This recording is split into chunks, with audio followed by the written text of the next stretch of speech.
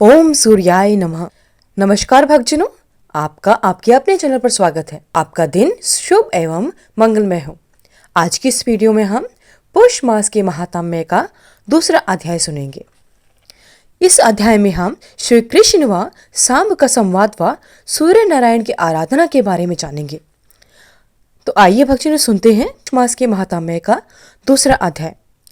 राजा शतानिक कहते हैं कि हे महाराज, सूर्य भगवान का महात्म्य सुनते सुनते मुझे तृप्ति नहीं होती, इसलिए आप विस्तार से सप्तमी कल्प का वर्णन करें, जिससे सूर्य नारायण के गुणानुवाद सुनने में आवे। यह सुनकर सुमंतो मुनि बोले कि हे राजन, इस विषय में श्री कृष्ण और उनके पुत्र सांब में जो परस्पर संवाद हुआ था वह हम आपसे वर्णन करते हैं। एक समय सांब ने अपने पिता श्री कृष्ण भगवान से पूछा कि हे महाराज, संसार में जन्म लेकर मनुष्य सुखी कैसे रह सकता है? अपने मनोवांछित फल किस कर्म से पाता है और अंत में बहुत काल स्वर्ग के सुख भोग कर मुक्ति का भागी किस विधि से होता है? यह आप वर्णन करें। इस संसार में अनेक प्रकार की व्याधियां देखकर मेरा मन अति उदास हो रहा है। क्षण मात्र जीने की इच्छा भी नहीं होती है अब।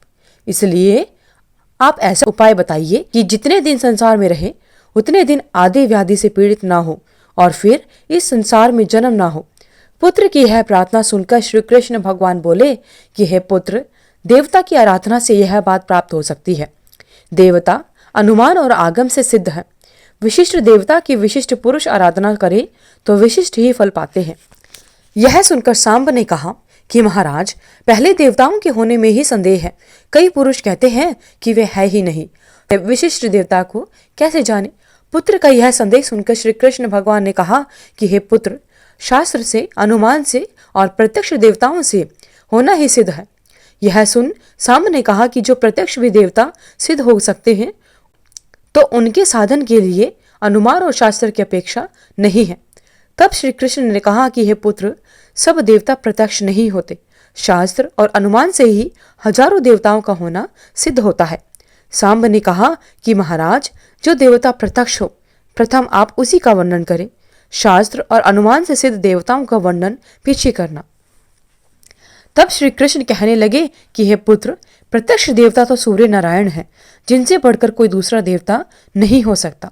सब जगत इनसे उत्पन्न हुआ और इन्हीं में लीन होगा। त्रुटि आदिकाल की संख्या इनसे है। ग्रह, नक्षत्र, योग, करण, राशि, आदित्य, वसु, रुद्र, वायु, अग्नि, अश्वनी कुमार, इंद्र, ब्रह्मा, दिशा, भू, स्व आदि सब लोग, पर्वत, नदी, समुद्र, नाग और संपूर्ण भूत ग्राम की उत्पत्ति के हेतु सूर्य नारायण है। सब जगत इनकी इच्छा से उत्पन्न हुआ है, इन्हीं की इच्छा से स्थित है और अपने अपने व्यवहार में सब प्रवृत्त हैं। सूर्य भगवान के उदय के साथ जगत का उदय और अस्त के साथ अस्त होता है।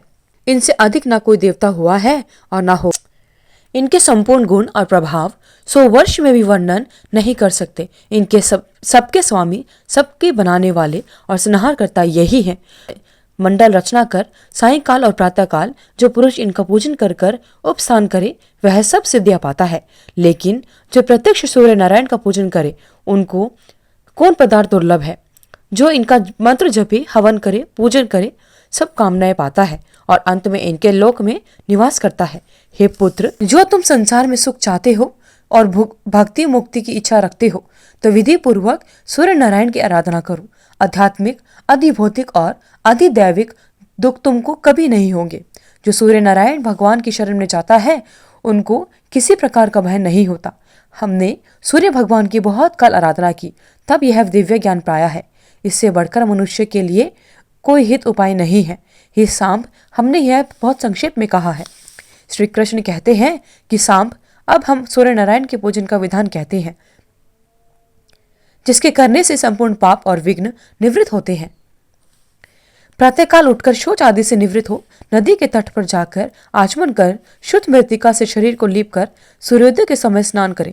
फिर आचमन का शुद्ध वस्त्र पहनकर सूर्य भगवान को अर्घ्य देकर सप्ताक्षर मंत्र से पूरक कुंभकम और रेचक नामक प्राणायाम कर कर वायवई, आग्नेयी, वारुणी धारण करके बुद्ध शुद्धि की रीति से शरीर का शोषण, दोहन और स्तंभन और प्लावन करके नवीन शरीर उत्पन्न करे और स्थूल और सूक्ष्म शरीर तथा इंद्रियों को अपने अपने स्थान पर रखें। फिर भगवान सूर्य के मंत्रों से न्यास कर पूजा की सामग्री को मूल मंत्र से प्रोक्षण करें। फिर सब उपचारों से सूर्य भगवान का पूजन करें।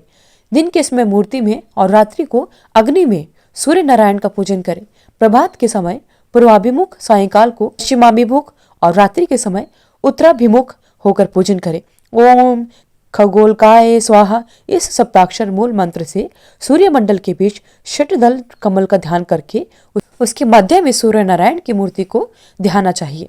फिर रक्त चंदन, करवीर, रक्त पुष्प, धूप, दीप, अनेक प्रकार के नवेद, बलि, वस्त्र, आभूषण आदि उपचारों से भगवान सूर्य का पूजन करें अथवा रक्त चंदन से ताम्र पत्र में षटदल कमल लिखकर मध्य में सब उपचारों से सूर्य नारायण का पूजन कर षडंग पूजन, उत्तर आदि 8 दिशाओं में चंद्र आदि 8 ग्रहों का अर्चन और दिक्पाल तथा उनके अस्त्रों का अपनी अपनी दिशा में पूजन करना चाहिए। आदि में प्रणव लगाकर चतुर्थी नमोन्त नाम मंत्रों से सबका पूजन करें। फिर व्योम मुद्रा, नमस्कार मुद्रा, पद्य मुद्रा, महाश्वेता मुद्रा, अस्त्र मुद्रा दिखावे। ये सब मुद्राएं पूजा, जप, ध्यान, अर्घ्य आदि के अनंतर दिखानी चाहिए। इस प्रकार 1 वर्ष पर्यंत भक्ति से सूर्य नारायण की आराधना करें तो भोग और मोक्ष पाते हैं। इस विधि से पूजन करके रोगी रोग से छूट जाते हैं, धनहीन धन, पुत्रहीन पुत्र, राज्यहीन राज्य पाते हैं और चिरकाल जीवे। बुद्धि निर्मल हो जाती है। उत्तम कुल में उत्पन्न अति रूपवती कन्या से विवाह होता है और इस विधि के करने से कन्या को वर मिलते हैं और कुरूप नारी भी सौभाग्य पाती है और विद्या की इच्छा हो तो विद्या मिलती है। यह सूर्य नारायण ने अपने मुख से कहा है कि इस पूजन के करने से धन, धान्य, संतान, पशु की नित्य बढ़ोतरी होती है और अंत में सद्गति मिलती है। बोलिए भगवान श्री सूर्य नारायण की जय, भगवान श्री कृष्ण की जय। इस प्रकार भक्तजनों पौष मास के महात्म्य का दूसरा अध्याय संपूर्ण होता है। कल की वीडियो में हम पौष मास के महात्म्य का तीसरा अध्याय सुनेंगे। यह हिंदू महीना मार्गशीर्ष मास के बाद आता है, जो हिंदू कैलेंडर के अनुसार 10वां महीना होता है। पौष माह दिसंबर के महीने में पूर्णिमा या अमावस्या से शुरू होता है। शिशिर ऋतु को पौष का शीत मास कहा जाता है, जो विभिन्न श्राद्ध कर्मों और पिंडदान के लिए शुभ माना जाता है।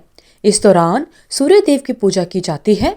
जो लोग इस महीने कोई पूजा पाठ करना चाहते हैं उनके लिए यह बहुत ही अच्छा महीना रहता है। पौष मास में विभिन्न त्योहार जैसे पाठ अमावस्या, वनदा अष्टमी, पौष पूर्णिमा आदि सभी त्योहार शामिल होते हैं। पौष पूर्णिमा माघ मास की तपस्या से शुरू होती है और शांख भरी नवरात्रि के साथ समाप्त हो जाती है। पौष मास में भगवान सूर्य देव की और भगवान शिव की किस प्रकार पूजा आराधना की जाती है। पौष मास में सूर्य देव की पूजा की जाती है, साथ ही भगवान श्री हरि विष्णु की भी पूजा की जाती है। भक्त ब्राह्मणों और जरूरतमंद लोगों को अरहर की दाल और चावल की खिचड़ी को घी के साथ दान करते हैं। लाल रंग को शुभ माना जाता है और किसी भी तरह के नए काम की मनाही होती है। पौष मास का पालन करने वाले लोग पान के पत्तों की जड़ या लकड़ी को लाल धागे में बांधकर गले में धारण करते हैं। इस दौरान तांबे के बर्तन का दान दिया जाता है। पौष मास का पूजा अनुष्ठान। लोग सुबह जल्दी उठकर सूर्यदेव को जल चढ़ाते हैं। तांबे के पात्र से जल चढ़ाया जाता है। जल में लाल रंग के फूल डाल के भगवान सूर्यदेव को अर्घ्य दिया जाता है। सूर्यदेव के उपासकों द्वारा ओम आदित्याय नमः जैसे मंत्रों का जाप अवश्य किया जाना चाहिए। हिंदू मान्यता है पौष पूर्णिमा की शुरुआत में त्रिवेणी संगम में स्नान करने से मोक्ष की प्राप्ति होती है। पौष पूर्णिमा की समाप्ति को भक्त शांख भरी पूर्णिमा के नाम से भी जानते हैं। उस दिन सभी लोग फल, सब्जी और साग की देवी शांखभरी देवी की स्तुति करते हैं। अगर आपको इस वीडियो में दी हुई जानकारी अच्छी लगी तो वीडियो को लाइक करें, शेयर करें, चैनल को सब्सक्राइब करके बेल आइकन को जरूर प्रेस करें ताकि आगे आने वाली वीडियोस की सभी नोटिफिकेशन आप तक समय से पहुंचती रहे।